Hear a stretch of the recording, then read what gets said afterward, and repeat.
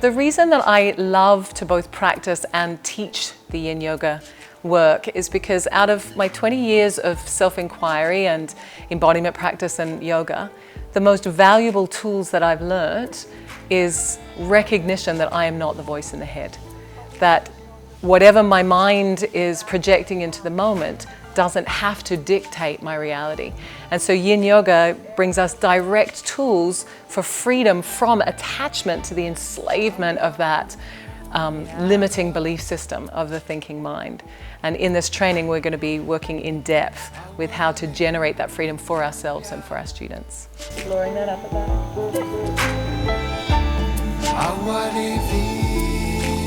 In this Yin Yoga teacher training, we're going to be coming together to explore in great detail the three primary wisdom traditions of Yin Yoga. So that's the Indian Hatha Yoga system, the traditional Chinese medicine system based in the meridian theory of Taoism, and the mindfulness practices of Buddhism. The earth element is a cross driven into the ground in Chinese. What's great about these three traditions is that all of them recognize that body, mind and spirit are inseparable. In fact, they're the one thing. So in Yin Yoga, we have this really potent system of working very directly with the body, mind and spirit.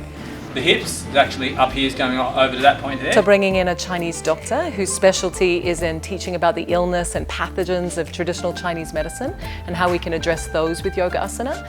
But he's also an expert in working with the Maya fascia.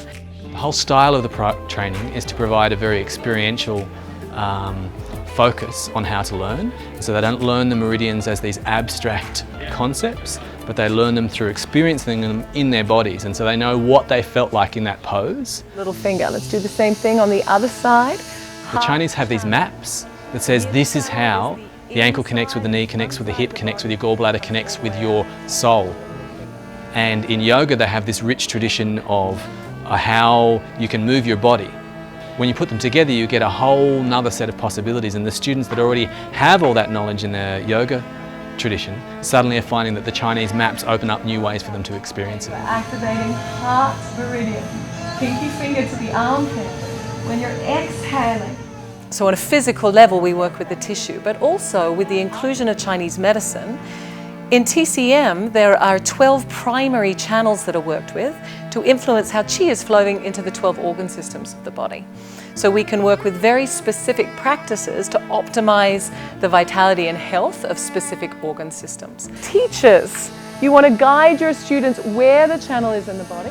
One of the things that's been beautiful as it's arisen is that I'm really sensing qi in a much bigger way than I ever have before. So because we're so embodied in not just doing the postures but really feeling it, that I've got this amazing sense now of just this vibrating energy that's flowing through us that, yeah.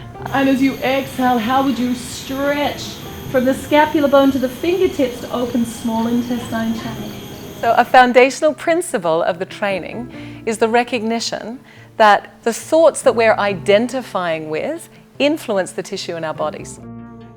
So if we're attaching to or identifying with thoughts that are out of alignment with the truth of who we are, this literally manifests as an impediment in the flow of the qi moving through the tissue, and the tissue literally contracts. So each time we come to the yoga mat, we're not only unwinding physical stress from repetitive movement or previous injury, but we're also unwinding the influence of our mind on our bodies. We take a moment to tune in with our sankalpa, our intention for our practice. We have a fantastic Buddhist psychologist, and she's going to be really training us up in the mindfulness practices of how to meet what arises on and off the mat for transformation. Because when we get on the mat, we're stirring up what's old and stuck from the past, not just physically, but also mentally and emotionally. And so in this training, we really focus on learning specific mindfulness practices of how to meet what arises in the mind and the body, particularly when it's challenging. Before I came to this training, that the real essence of who we are was something that was outside of me that I had to strive to try and attain.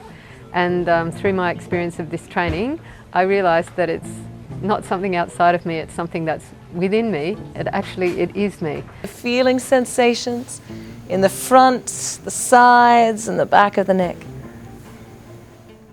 It's not like you're sitting in a space and feeling a disconnect between the teacher and the theory.